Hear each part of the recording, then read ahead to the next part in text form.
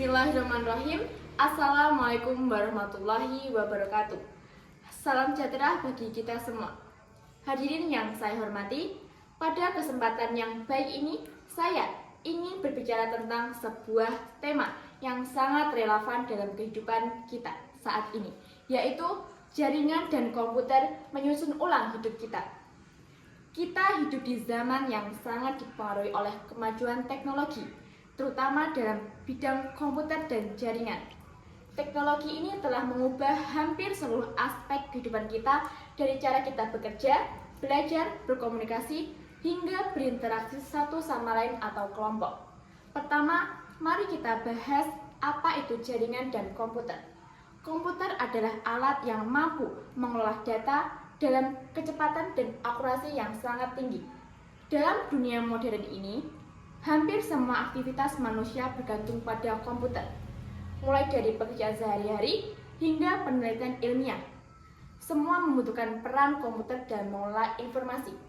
Sementara itu, jaringan adalah sistem yang menghubungkan berbagai perangkat jaringan hingga dapat saling berkomunikasi. Dengan jaringan, komputer-komputer tersebut dapat saling bertukar data, informasi, dan bahkan melakukan proses kolaborasi tanpa batasan jarak.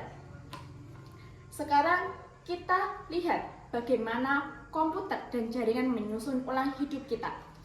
Pertama, dalam hal komunikasi. Untuk berkomunikasi dengan orang yang jauh, kita harus menggunakan surat atau telepon yang memakan waktu. Namun sekarang, dengan adanya jaringan internet, kita dapat berkomunikasi dengan siapa saja di seluruh dunia dalam hitungan detik.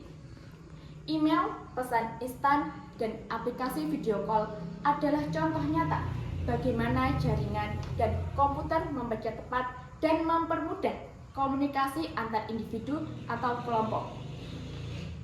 Di bidang bisnis, komputer dan jaringan telah mengubah paradigma kerja kita.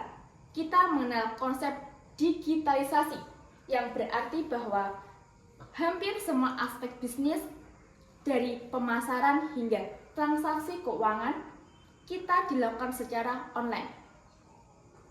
Bisnis tidak lagi berbatas pada ruang fisik. Emigrant seperti Tokopedia, Bukalapak, atau Amazon memungkinkan kita membeli barang dari seluruh dunia tanpa harus keluar rumah. Ini adalah contoh bagaimana komputer dan jaringan tidak hanya mengubah cara kita berkomunikasi, tetapi juga cara kita bekerja dengan menjalankan bisnis. Di bidang pendidikan, kita juga menyaksikan perubahan yang sangat besar. Dengan adanya internet dan perangkat komputer, pendidikan tidak lagi dibatasi oleh ruang kelas atau jadwal yang kaku. Kelas online, e-learning, dan sumber belajar digital memungkinkan siapa saja untuk belajar kapan saja dan di mana saja. Dalam konteks ini, komputer dan jaringan telah memberikan kesempatan yang luas untuk setiap individu, pengajar pendidikan, dan pengembangan diri. Namun, meskipun teknologi ini menawarkan banyak kemudahan, kita juga harus sadar akan tantangan yang ditimbulkan. Salah satunya yaitu masalah privasi dan keamanan data. Ketika kita terhubung dengan dunia maya, data pribadi kita sering kali menjadi sasaran peretasan atau penyalahgunaan.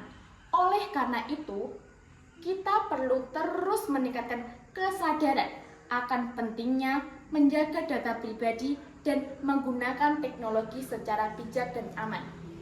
Selain itu, kemajuan dalam bidang jaringan dan komputer juga memperkenalkan kita pada konsep seperti cloud computing, big data, dan kecerdasan buatan atau AI.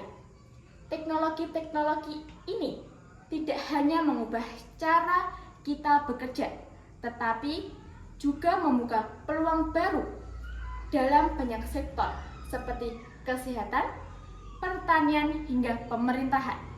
Contohnya di bidang kesehatan.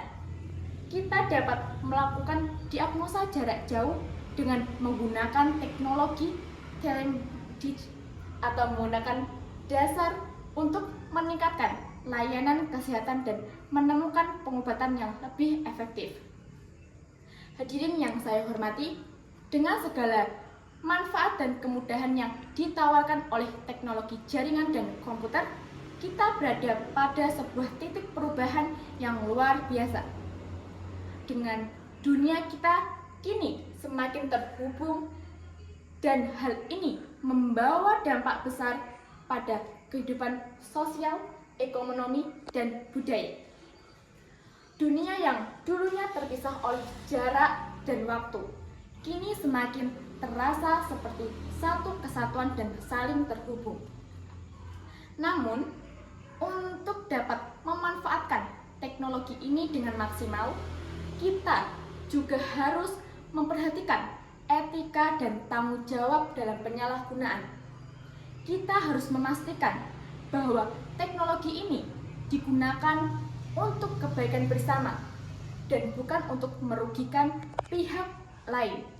Oleh karena itu, selain menguasai teknologi, kita juga perlu mengembangkan kecerdasan emosional dan sosial dalam berinteraksi dengan dunia digital.